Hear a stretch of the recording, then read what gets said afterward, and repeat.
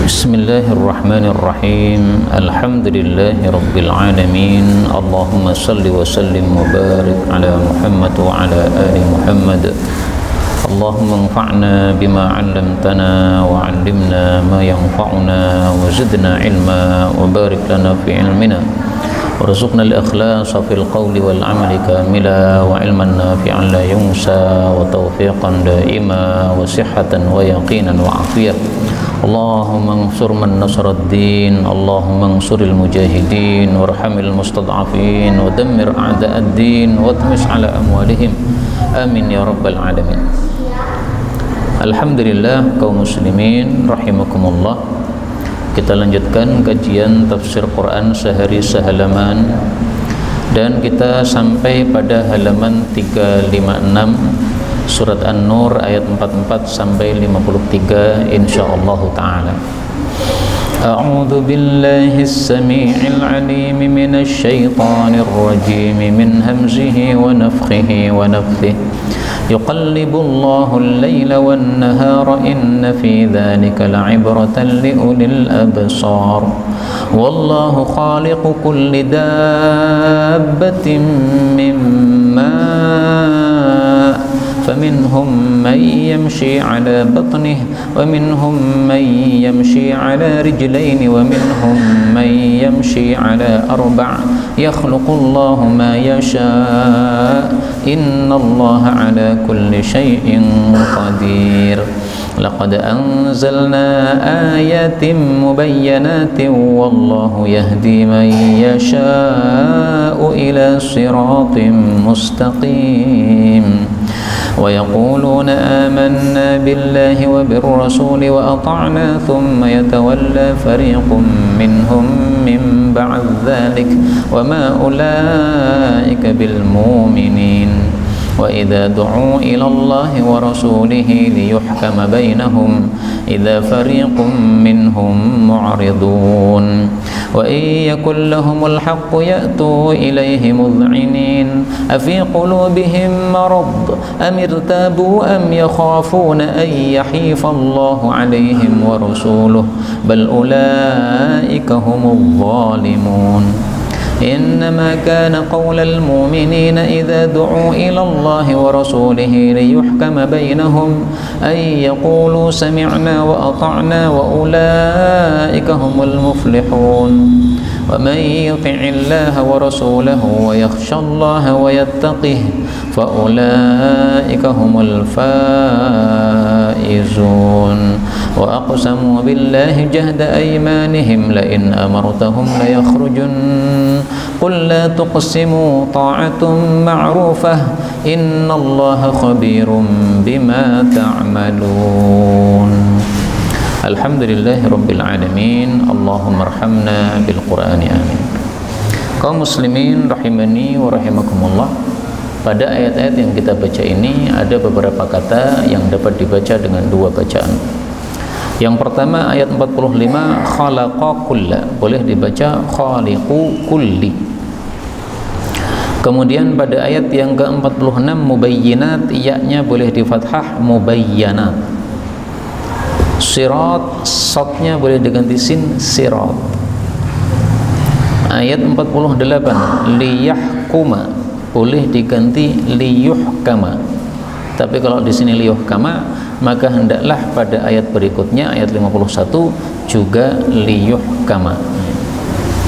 Kemudian pada ayat 52 wa yattaqhi, ini boleh harakatnya dibalik, yang qaf di kasrah, yang ha di sukun menjadi wa yattaqih. Dan ini semua adalah qiraah mutawatirah yang sumbernya dari Rasulullah sallallahu alaihi wasallam. Adapun tafsir ringkasnya, Allah mengatakan yuqallibullahu, Allah itu membolak-balik al-laila, malam, wan nahara, dan siang. Inna fi dzalika, sesungguhnya dalam hal itu la'ibrah, sungguh ada pelajaran liulil absar, bagi orang-orang yang memiliki penglihatan, yaitu penglihatan dalam hatinya. Kaum muslimin rahimani wa rahimakumullah, ayat ini menunjukkan maha kuasanya Allah sekaligus maha esanya Allah. Buktinya apa? Buktinya Allah membolak-balik siang malam. Tadi ada siang 12 jam, sekarang ada malam 12 jam. Siapa yang membolak-balik ini, mengganti-ganti ini? Allah. Ini berarti Allah Maha Kuasa sekaligus Maha Esa. Karena kalau Tuhan banyak, maka satu Tuhan pengen siang, satu Tuhan pengen malam. Nggak akan terjadi seperti sekarang ini. Adanya sekarang tertib siang malam menunjukkan bahwa Tuhan itu Esa, sehingga dia ngatur terserah dia sendiri. Maka yang dimaksud membolak-balik siang malam itu adalah menggantikan antara siang dengan malam, sebagaimana disebutkan pada surat Az-Zumar ayat 5, yukawwirul laila 'alan nahar. Allah melingkarkan malam pada siang dan melingkarkan siang pada malam. Perhatikan kata-kata yukawwir, melingkarkan. Karena yukawwir dari kata-kata kaur. Kaur itu adalah lipatan sorban ini. Jadi sorban kalau kita lingkarkan di kepala namanya kaur. Nah, maka Allah di sini katakan yukawwirul lail, melingkarkan malam pada siang. Ini kata-kata yukawwir sekaligus menunjukkan bahwa bumi itu bulat. Sehingga Allah gunakan kata-kata yukawwir, kaur tadi. Maka bumi yang bulat ini asalnya siang kemudian ditutup dengan malam. Asalnya malam kemudian ditutup dengan siang. Nah, maka ini satu ayat menunjukkan dua hal. Satu, pergantian malam siang, dan menunjukkan bumi yang bulat. 45. Wallahu, dan Allah itu khaliqu, pencipta, kulli dabbatin, setiap binatang yang melata, mimma'in, dari air. Yang dimaksud air di sini adalah air mani. Jadi semua makhluk yang melata ini, baik binatang maupun manusia, semuanya dari air mani. Laki perempuan hubungan, keluar mani, terbentuk menjadi anak atau keturunannya. Itu semua yang melata seperti itu sifatnya. Kemudian Allah katakan, faminhum, maka di antara mereka mayyamshi, ada yang berjalan ala batnih, di atas perutnya. Wa minhum, dan di antara mereka mayyamshi, ada yang berjalan ala rijlain, atas dua kaki. Wa minhum, dan di antara mereka mayyamshi, ada yang berjalan ala arba, di atas 4 kaki. Ini menunjukkan maha kuasanya Allah menciptakan semua makhluk yang melata dari air mani, tapi bentuknya beraneka ragam. Ada yang berjalan dengan perut, contohnya adalah ular berjalan dengan perutnya karena memang nggak punya kaki. Contohnya lagi adalah ikan. Ikan itu disebut oleh para ulama termasuk yang berjalan dengan perut, karena ikan tidak punya kaki dan dia berjalan di dalam air dengan perutnya itu. Ada yang berjalan di atas 2 kaki, contohnya adalah manusia ini berjalan dengan 2 kaki. Mungkin juga jin, tapi kita tidak pernah melihat bagaimana jin bentuknya itu. Bisa jadi kayak manusia, mirip, bisa jadi, wallahu a'lam. Demikian juga yang termasuk berjalan dengan 2 kaki adalah burung-burung, ya, ayam, kemudian burung, unggas-unggas. Ya. Yang berjalan dengan 4 kaki misalnya adalah binatang ternak, kambing, sapi, onta, juga binatang-binatang buas, singa, macan, dan sebagainya. Apakah hanya 3 macam ini? Ternyata tidak. Allah katakan yakhluqullahu, Allah menciptakan ma yasha'u, apa yang Allah kehendaki. Artinya ada selain dari 3 ini. Ada yang berjalan dengan 1000 kaki, maka disebut sebagai hewan 1000 kaki. Kelabang itu berapa kakinya? Nah, silakan dihitung sendiri. Maka kata-kata yakhluqullahu ma yasha ini menunjukkan bahwa ada makhluk-makhluk yang berjalan dengan cara yang lain yang tidak disebutkan. Maka ini seperti pada surat Fatir ayat 1, Allah mengatakan yazidu fil khalqi ma yasha. Allah menambah pada ciptaannya apa yang dia kehendaki. Ini setelah Allah sebutkan ada malaikat punya 2 sayap, ada malaikat punya 3 sayap, ada malaikat punya 4 sayap. Lalu Allah katakan Allah menambah, berarti ada yang sayapnya lebih dari 4, tidak hanya 2, 3, 4. Malaikat Jibril sayapnya 600 sayap. Bisa dibayangkan sayap 600, Masya Allah, sangat ngeri sekali kalau malaikat Jibril sangat besar dan sayapnya banyak. Innallaha, sesungguhnya Allah, ala kulli syai'in, atas segala sesuatu, qadirun, maha kuasa. Nah, mari ayat-ayat begini ini tidak hanya kita baca, tapi kita resapkan dalam hati. Allah maha kuasa, berarti nggak ada yang mustahil bagi Allah, Pak. Apapun kondisi kita, Allah kalau mau mengubah itu cukup kun, selesai.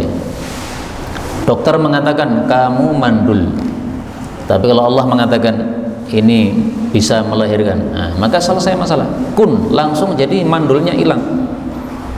Ada seseorang divonis kanker otak, tetapi kalau diambil kankernya itu kira-kira rata-rata kebanyakan tidak berhasil.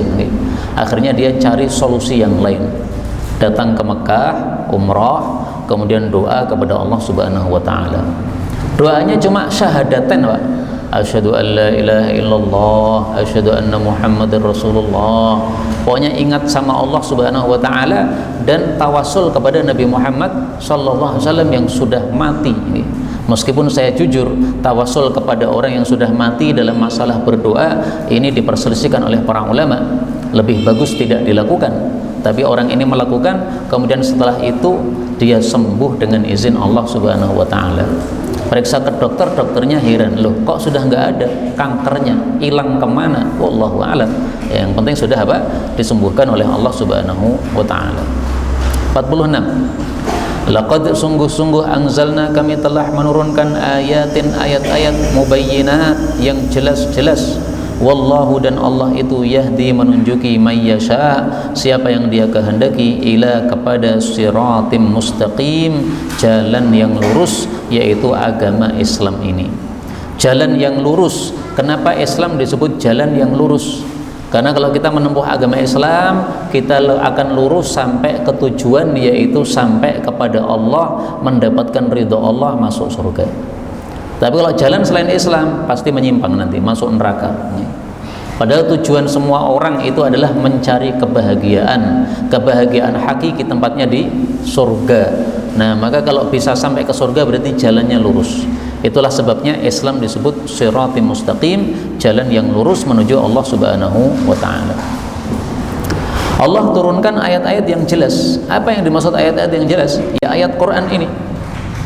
Dan sebelum turun Quran, Allah juga sudah turunkan kitab-kitab suci yang lain.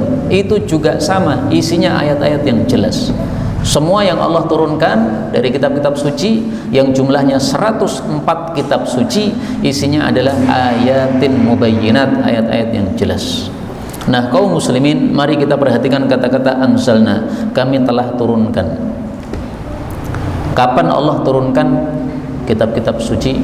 Ternyata kitab-kitab suci semuanya diturunkan pada bulan Ramadan. Sehingga kita mendekati bulan Ramadan, mari kita semangat membaca Quran. Para ulama mengatakan orang masuk bulan Ramadan ada bermacam-macam. Ada yang sudah siap-siap sebelumnya, sehingga ketika masuk Ramadan kondisinya jiwanya sudah bersih. Ini hamba yang paling bagus. Maka Rasulullah sebelum masuk Ramadan sudah memperbanyak puasa sunnah di bulan Sya'ban, sehingga sudah bersih jiwa beliau. Nah, masuk Ramadan sudah siap betul-betul. Ada manusia yang belum siap sebelum Ramadan, tapi begitu masuk awal Ramadan dia sudah siap, kemudian beramal yang baik, mengubah kondisinya yang jelek. Nah, ini lebih mending daripada yang lain, tapi kalah dengan kelompok yang pertama. Nah, mari kita sebelum masuk Ramadan sudah kita siapkan, perbanyak amal kebaikan, perbanyak membaca Al-Quran, karena ternyata semua kitab-kitab suci diturunkan pada bulan Ramadan. Rasulullah bersabda, umzilat suhufu Ibrahim awwala laylah. Suhufnya Nabi Ibrahim diturunkan pada awal malam Ramadan. Adapun Taurat diturunkan setelah 6 hari Ramadan.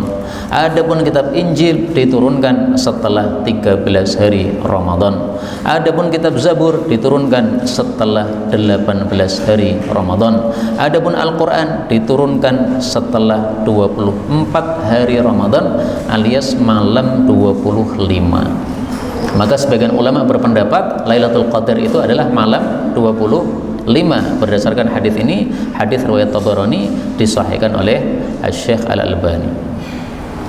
Kemudian Allah mengatakan, wa yaquluna, dan mereka berkata, amanna, kami beriman, billah, kepada Allah, wa bir rasul, dan kepada Rasulullah Muhammad sallallahu alaihi wasallam, wa ata'na, dan kami taat. Thumma, kemudian yatawalla, berpaling, fariqun, sekelompok, minhum, dari mereka, mim ba'd dzalik, setelah itu, setelah ngomong seperti itu, Allah katakan, wa ma ulaika, dan tidaklah mereka itu, bil mu'minin, orang-orang yang beriman.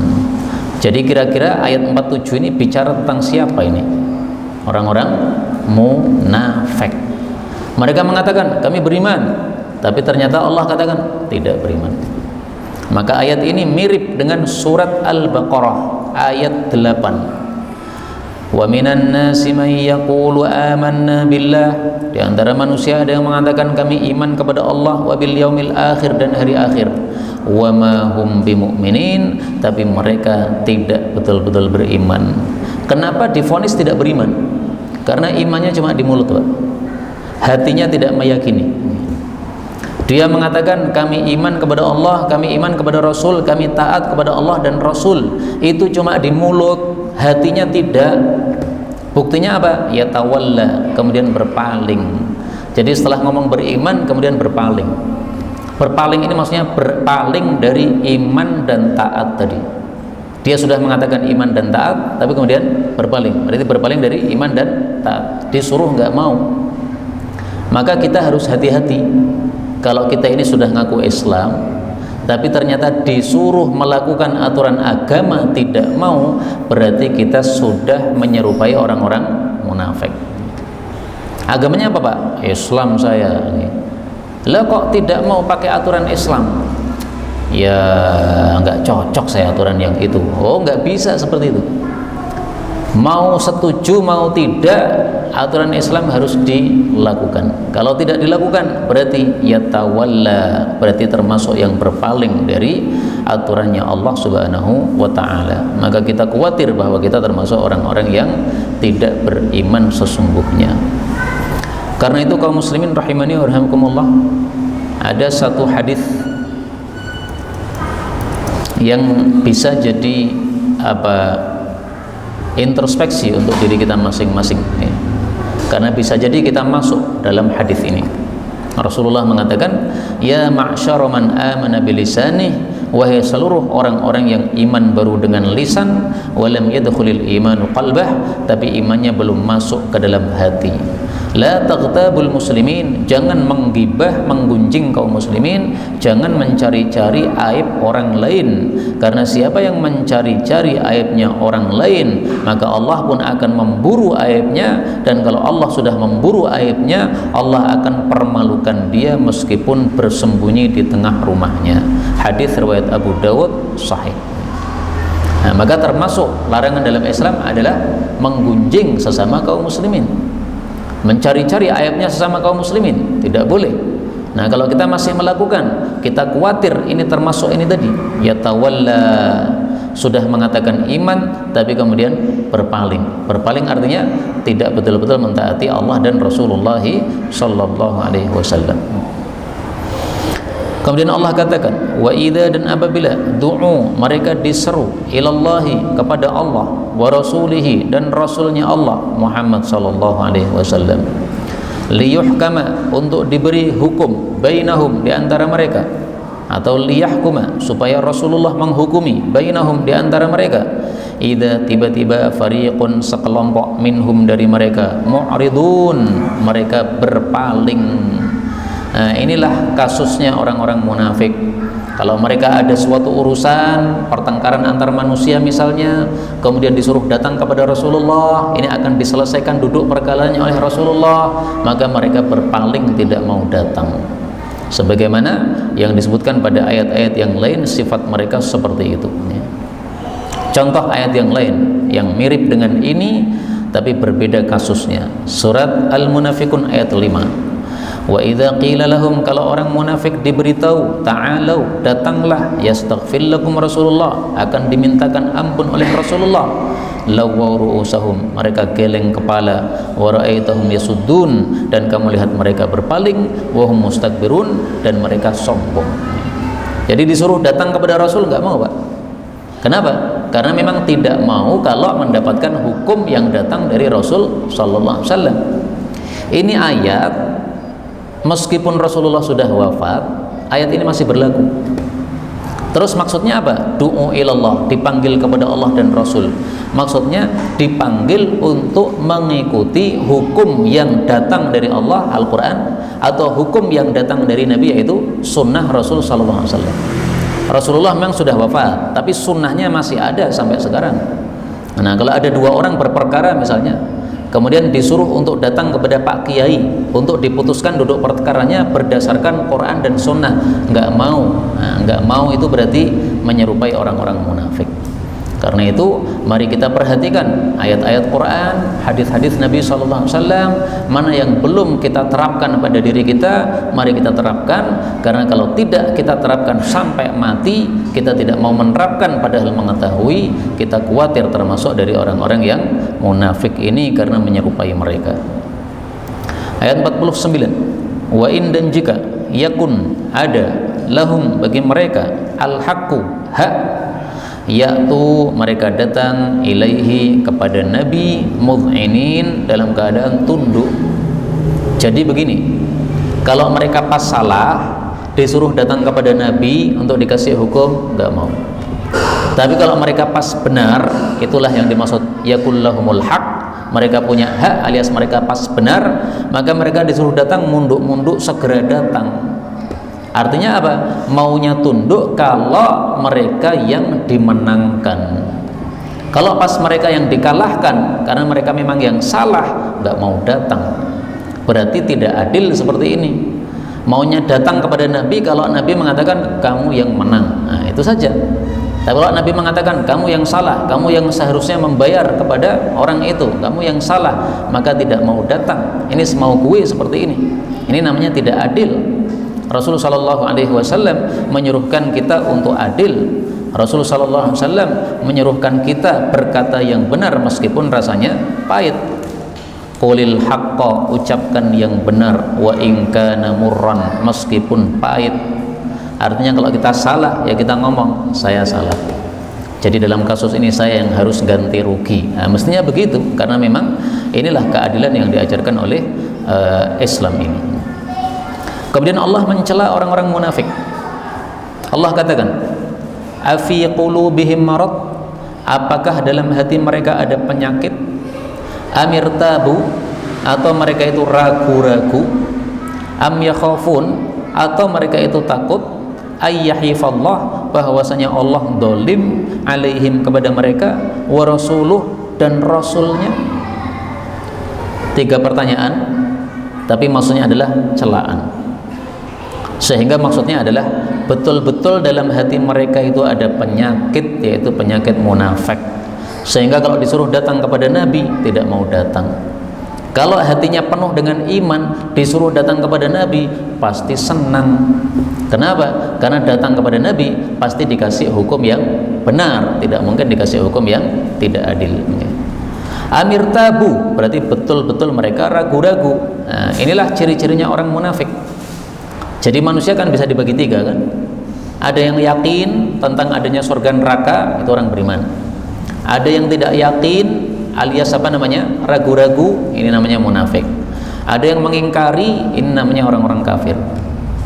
Maka dalam Islam munafik dengan kafir dihukumi sama karena tidak memiliki keyakinan terhadap akhirat. Ragu itu berarti tidak yakin. Mengingkari berarti juga tidak yakin, maka hukumnya sama. Mereka ragu-ragu, hukumnya sama dengan tidak punya keyakinan sama sekali. Kemudian istilah marad, penyakit ini, penyakit hati ada 2 macam. Yang pertama penyakit syahwat, yang kedua penyakit syubhat. Penyakit syubhat lebih berat daripada penyakit syahwat. Karena kalau syahwat pelakunya tahu saya salah. Tapi kalau penyakit syubhat, pelakunya tidak sadar kalau dirinya salah. Ahli bid'ah itu mereka penyakitnya penyakit syubhat, sehingga mereka menganggap diri mereka yang benar. Orang-orang Syiah misalnya, kita ajak untuk masuk kepada ahlus sunnah, mengikuti pemahaman para sahabat Nabi. Jangan pakai pemahaman otakmu sendiri, nggak mau mereka. Mereka malah menganggap ya bahwa pemahaman mereka itu yang benar, kamu itu yang salah. Itu karena mereka penyakitnya penyakit syubhat. Maka lebih besar penyakit syubhat daripada penyakit syahwat. Nah, di sini ini termasuk penyakit syubhat. Orang-orang munafik itu hatinya berpenyakit syubhat. Allah mengatakan bal, bahkan ulaika, mereka itu humul zalimun, merekalah orang-orang yang zalim. Jadi bukannya Allah yang berbuat zalim, tapi mereka yang zalim. Allah kalau memutuskan, misalnya Rasulullah memutuskan kamu yang salah, kamu yang harus ganti rugi, itu bukan Rasulullah zalim. Nggak mungkin Rasulullah zalim, nggak mungkin. Karena Rasulullah kalau ngomong itu pasti berdasarkan wahyu. Kalau kita katakan Rasulullah zalim, berarti Allah zalim, karena wahyu yang disampaikan oleh Nabi lewat mulutnya itu sumbernya dari Allah Subhanahu wa Ta'ala. Nah, maka tidak mungkin Allah itu berbuat zalim, tidak mungkin Rasul sallallahu alaihi wasallam berbuat zalim, bahkan mereka sendiri yang zalim, ya. Yang dimaksud mereka zalim adalah ketika mereka tidak mau pakai hukumnya Allah. Disuruh datang pakai hukumnya Allah, nggak mau. Nah, itu zalim itu. Maka ayat ini semakna dengan surat Al-Maidah, wa man lam yahkum bima anzalallah faulaika humudz zalimun. Al-Maidah ayat 45. Siapa yang tidak pakai hukumnya Allah, berarti mereka adalah orang-orang yang zalim. Maka banyak sekali pemerintah, penguasa, presiden negara-negara zalim. Kenapa? Mengatur negaranya tidak pakai hukum Allah. Mestinya kalau ada maling itu potong tangan, bukan penjara. Kalau ada orang yang berzina itu mestinya dirajam atau dicambuk sesuai kondisi dia, bukan dimasukkan penjara. Kalau ada korupsi itu mestinya dipotong tangannya atau dipenggal lehernya kalau korupsinya terlalu berat sehingga menyebabkan madarat yang besar, bukan dimasukkan penjara. Itu semuanya tidak pakai hukum Allah, berarti zalim. Nah, maka pemerintah atau penguasa yang tidak pakai hukum Allah adalah pemerintah yang zalim berdasarkan ayat tadi. Kemudian Allah mengatakan, ini sebaliknya, ya, sifat ini sifatnya orang-orang beriman. Innama, sesungguhnya tiada lain, kana adalah qaulal mu'minin, perkataan orang-orang beriman, idza du'u, apabila diseru, dipanggil, ilallahi, kepada Allah, yaitu hukumnya Allah, wa rasulihi, dan Rasulullah, yaitu hukumnya Rasulullah, liyahkuma bainahum, supaya Rasulullah memberikan hukum di antara mereka, ayyaqulu, bahwasanya orang-orang beriman itu mengatakan, sami'na, kami mendengar, wa ata'na, dan kami mentaati. Wa ulaika, dan mereka itu humul muflihun, merekalah orang-orang yang beruntung. Jadi setelah Allah menjelaskan sifatnya orang munafik, Allah jelaskan sifatnya orang-orang beriman. Ini ayat 51 ini menurut ahli tafsir adalah bukan informasi, tetapi adalah pengajaran adab. Seolah-olah Allah mengatakan, hei orang-orang munafik, kamu kan ngakunya beriman. Kalau ngaku beriman, ini sifatnya orang beriman ini. Disuruh datang kepada Allah dan Rasulullah, mengikuti hukumnya Allah dan Rasulullah, sami'na wa ata'na. Bukan seperti kalian, sami'na wa asaina. Nah, maka ini bukan informasi, tapi apa? Ta'limu adabin, mengajarkan adab kepada orang-orang munafik tadi. Kamu ngakunya kan amanah, kami sudah beriman kan? Nah, kalau betul kamu beriman, maka innama kana qaulal mu'minin, orang-orang beriman itu kalau dipanggil oleh Allah dan Rasul, mereka mengatakan sami'na wa ata'na. Disuruh apapun manut sudah. Meskipun hati kurang cocok ya. Wah, kok harus begini ya? Meskipun harus begitu, kamu kurang cocok, dari sisi hati kurang cocok, tapi kalau sudah aturan Allah dan Rasul harus mau. Contoh paling gampang, perempuan-perempuan ngakunya muslimah, ya wajib pakai jilbab. Wah, saya kurang cocok pakai jilbab ini, panas, kemudian kecantikan saya jadi tidak tampak. Nah, itu kurang cocoknya itu harus dihilangkan. Harus sami'na, kami mendengar, wa ata'na, kami taati, pasang jilbabnya. Nggak mau pasang jilbab berarti tidak termasuk al-mu'minin, orang-orang beriman yang sempurna imannya. Kemudian di sini ada kata-kata muflih. Muflih itu diambil dari falah. Falah arti asalnya kekal. Kemudian sering diartikan beruntung. Maka ketika orang adzan, hayya 'alal falah, mari menuju kepada kekal, itu maksudnya mari menuju kepada amalan yang menyebabkan kekal di surga. Jadi sholat di masjid ini menyebabkan masuk ke surga. Di surga itu kekal. Makanya sholat disebut falah karena penyebab kekal di surga. Itu arti asalnya falah, Pak. Tapi kalau diartikan kekal, orang jadi susah, sehingga dimudahkan saja muflihun, orang-orang yang beruntung. Beruntung maksudnya kekal di dalam surga. Tapi kalau arti asalnya falah itu kekal. Hayya 'alal falah, mari menuju kepada keberuntungan, maksudnya mari menuju kepada amal yang menyebabkan kekal di surga, itulah keberuntungan yang hakiki. Kemudian Allah sebutkan bagaimana caranya supaya kita itu beruntung. Kuncinya cuma dua saja, ya. Kuncinya adalah waman, dan barang siapa yang yuti'illaha, taat kepada Allah, wa rasulahu, dan Rasulullah, wa yakhshallaha, dan takut kepada Allah, wa yattaqih, dan takwa kepada Allah, faulaika, maka mereka itu humul faizun, merekalah orang-orang yang beruntung. Jadi kunci untuk beruntung adalah dua saja, taat Allah sama taat Rasulullah, titik. Yuti'illaha wa rasulahu, taat kepada Allah dan Rasul. Ini disebut oleh para ulama qarinatan, dua hal yang digandengkan. Maksudnya digandengkan, nggak bisa dipisah. Saya maunya Quran saja, nggak mau sunnah Nabi, nggak bisa. Saya maunya hadis Nabi saja, Quran saya nggak mau, nggak bisa. Semuanya harus dipakai, karena ini adalah gandengan. Maka para ulama katakan, siapa yang mau taat sama Allah, nggak mau taat sama Nabi, nggak diterima. Mau taat sama Nabi, nggak mau taat sama Allah, nggak diterima. Karena ini sudah gandengan. Okay? Ini seperti manusia ada kepala, ada badan, ini sudah gandengan, Pak. Kalau dipisah, kepalanya dipisahkan dari badannya, mati pasti, nggak bisa dipisahkan. Okay?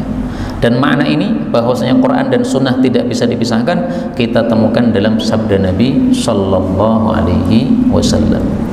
Beliau mengatakan, inni tarikun fikum, sesungguhnya saya tinggalkan untuk kalian, taraktu fikum syai'ain, saya tinggalkan untuk kalian dua barang, kalau kalian pegang teguhi tidak akan sesat selama-lamanya, yaitu Al-Quran dan Sunnahku. Wala yatafarraqa, keduanya tidak akan pisah, hatta yarida alayyal hawda, sampai keduanya datang ke telagaku saya nanti di akhirat. Hadis riwayat Hakim, derajatnya sahih. Nah, maka kenapa di masjid ini kajiannya ada dua, ada kajian hadis, ada kajian tafsir? Karena ini tafsir supaya kita yuti'illah, taat kepada Allah Subhanahu wa taala, sehingga kita pelajari apa saja aturan Allah. Kenapa juga dipelajari hadis Nabi? Supaya wa rasulahu, taat kepada Rasulullah sallallahu alaihi wasallam. Karena isinya Quran dan hadis adalah aturan-aturannya Allah dan aturan-aturannya Rasulullah sallallahu alaihi wasallam. Adapun ini takut kepada Allah, takwa kepada Allah, ini sebagian dari taat kepada Allah tadi. Karena Allah suruh kita takut kepadanya, berarti takut kepada Allah sama dengan taat kepada Allah. Takwa kepada Allah sama juga taat kepada Allah Subhanahu wa taala. Maka ini bisa disebut sebagai zikrul juz'i atau zikrul khassi ba'dal 'am. Disebutkan yang khusus setelah yang umum, ya. Yang umum apa? Taat kepada Allah. Nah, salah satu perintah Allah apa? Disuruh takut sama Allah, disuruh takwa kepada Allah Subhanahu wa taala. Nah, biasanya yang disebutkan khusus ini menunjukkan yang khusus ini adalah yang paling penting. Perintah Allah kan banyak kan? Nah, perintah yang paling penting apa? Yakhshallah, takut kepada Allah, yattaqihi, takwa kepada Allah Subhanahu wa taala. Ini perintah paling penting. Makanya para ulama mengatakan aslul khairi al khasyatu. Asal segala perbuatan baik itu adalah takut kepada Allah. Kenapa orang sholat ke masjid 5 waktu dilakukan? Karena takut sama Allah. Maka muncul kebaikan sholat ke masjid. Kalau nggak punya takut sama Allah, nggak mau sholat. Nah, maka nggak mau sholat, keburukan gara-gara tidak takwa, tidak takut kepada Allah Subhanahu wa taala. Orang kaya bayar zakat. Kenapa bayar zakat? Karena takut sama Allah.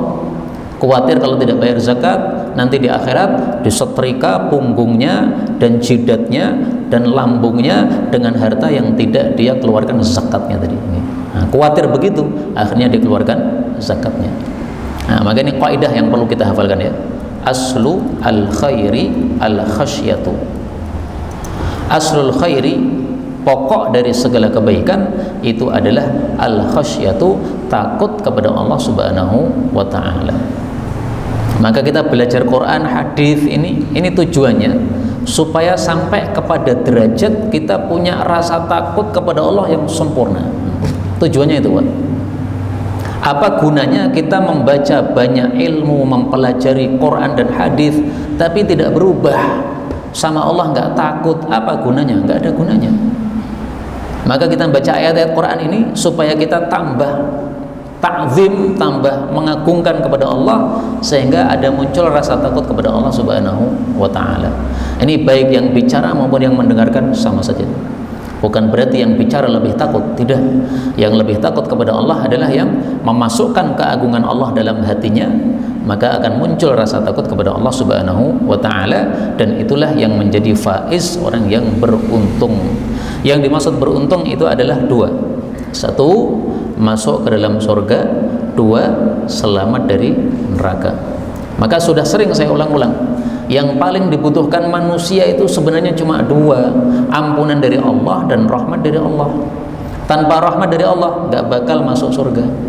Tanpa ampunan dari Allah pasti masuk ke dalam neraka. Karena semua kita punya dosa. Jangan mengatakan saya nggak punya dosa, itu namanya sok suci. Semua manusia punya dosa. Yang tidak punya dosa cuma dua: malaikat sama nabi. Itu saja. Mereka maksum dari perbuatan-perbuatan dosa. Tapi kalau manusia secara umum semuanya pasti melakukan dosa-dosa. Kemudian Allah menutup pada halaman ini dengan perkataan wa aqsamu, dan mereka bersumpah billahi, dengan nama Allah, jahda aimanihim, dengan sungguh-sungguhnya sumpah mereka. Apa mereka katakan? La in amartahum, sungguh jika engkau perintahkan mereka, la yakhrujun, sungguh betul-betul mereka akan keluar, alias akan taat kepada Nabi. Disuruh jihad akan pergi jihad.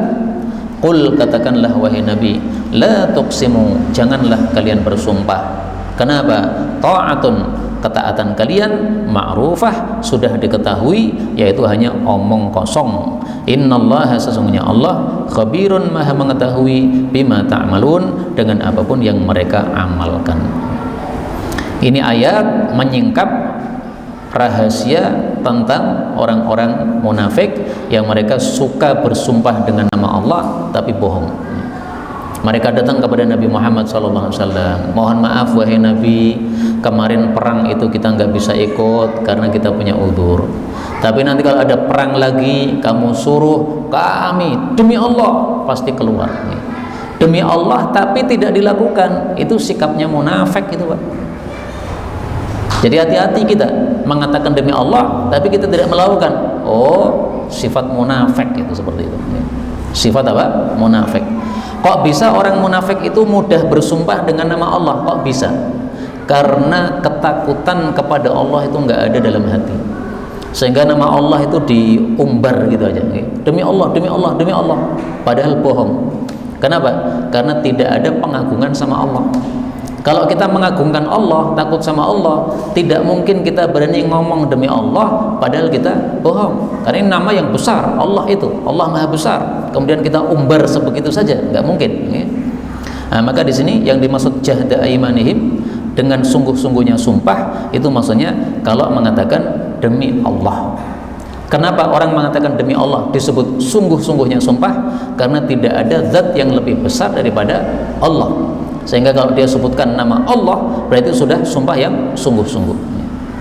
Kemudian yang dimaksud di sini ta'atun ma'rufah, ketaatan yang sudah diketahui, maksudnya ketaatan kalian itu ketaatan yang sudah dikenal, yaitu ketaatannya hanya omong kosong saja pada mulut saja, tapi faktanya di perbuatan tidak ada sama sekali. Maka Nabi disuruh mengatakan nggak perlu sumpah, karena kalau kamu sumpah pasti hanya bohong seperti biasanya, nggak usah diulang lagi bohong kamu. Jadi mereka sudah disingkap oleh Nabi SAW adat kebiasaan bohongnya tersebut. Dan dari sini kita ambil pelajaran, hendaklah kita orang beriman jangan terkecoh dua kali dari satu lubang. Dulu sudah disumpahi oleh orang-orang munafik dan ternyata bohong. Mereka sumpah lagi bohong, disuruh oleh Allah jangan sumpah lagi. Kenapa? Kemarin sudah bohong, sekarang saya nggak mau terkecoh lagi. Ini makna yang saya sampaikan ini ada dalam hadis Rasulullah Sallallahu Alaihi Wasallam. Rasulullah mengatakan, la yuldaghul mu'min, tidak boleh orang beriman tersengat min juhrin, dari satu lubang, marroten, 2 kali. Ini ada lubang, kita coba, ternyata ada kalajengkingnya, dicoba lagi kan kena meneh. Nah, itu berarti tidak beriman sempurna itu. Orang beriman sempurna pasti tidak akan tersengat dalam satu lubang 2 kali. Ini hadis muttafaqun alaih. Wallahu a'lam bissawab. Walhamdulillahirabbil alamin.